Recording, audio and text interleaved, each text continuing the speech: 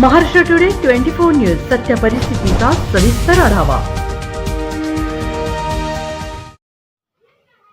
भारतीय कम्युनिस्ट पक्षाचे जिल्हाधिकारी कार्यालयावर निदर्शने, डगी येथील शेतकऱ्यावर दाखल गुन्हे मागे घ्या, प्रल्हाद पडोल यांची मागणी। जातीनिहाय जनगणना व्हावी व जालना तालुक्यातील ढगी बोरगाव येथील आदिवासी समाजातील लोकांना वीज पुरवठा उपलब्ध करून देण्यात यावा व शेतकऱ्यावर चोरीचा गुन्हा परत घेण्यात यावा या मागणीसाठी भारतीय कम्युनिस्ट पार्टीच्या वतीने आज जिल्हा सरचिटणीस प्रल्हाद पडोळ यांच्या नेतृत्वाखाली जिल्हाधिकारी कार्यालयावर निदर्शने करण्यात येऊन महावितरणच्या भ्रष्ट अधिकाऱ्याविरोधात जोरदार घोषणाबाजी करण्यात आली आहे। ढगी येथील विष्णू साबळे, रामचंद्र साबळे, निवृत्ती साबळे, मुकिंदा साबळे, नारायण कोकाटे, संतोष बोंडारे, जनार्दन सागळे यांच्यासह दरेगाव येथील रामेश्वर काकडे विरोधात नाहक वीज वितरण कंपनीने दाखल गुन्हे मागे घेण्याची मागणी भारतीय कम्युनिस्ट पक्षाचे जिल्हा सचिव प्रल्हाद पडोळ यांनी केले। महाराष्ट्र टुडे मराठीसाठी प्रतिनिधी विलास गायकवाड, जालना। आंदोलन केले, काय भूमिका होती आपली?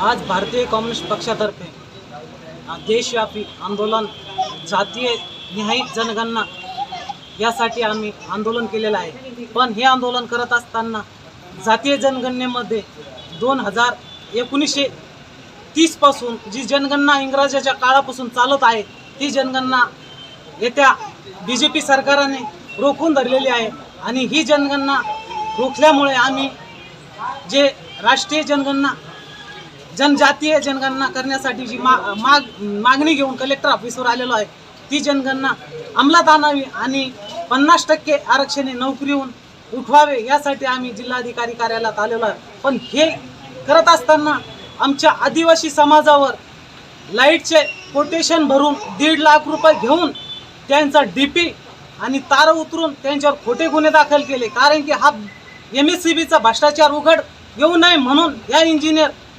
अभियंत्यांनी DP गायब करून यांच्यावर खोटे गुन्हे दाखल केलेले आहे आणि त्याचे हिडो पुरावे आमच्याकडे असताना या अगोदर ॲडिशनल कलेक्टर साहेबांना आम्ही भेटलो।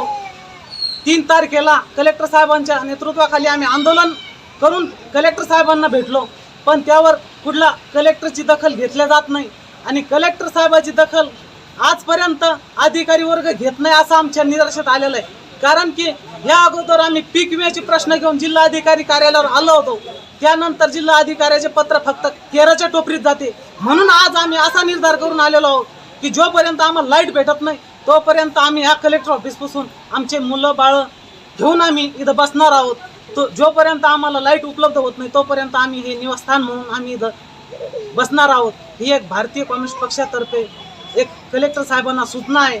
वेळेत आम्हाला जर लाईट उपलब्ध करून दिली तर ठीक आहे, नसता आम्ही आमचा निवारा म्हणून जिल्हाधिकारी कार्यालयावर ठामपणे मुक्काम ठेवू बसू अशी एक भारतीय कम्युनिस्ट पक्षाच्या मागणी घेऊन आम्ही जिल्हाधिकारी साहेबांना कळवलेलं आहे।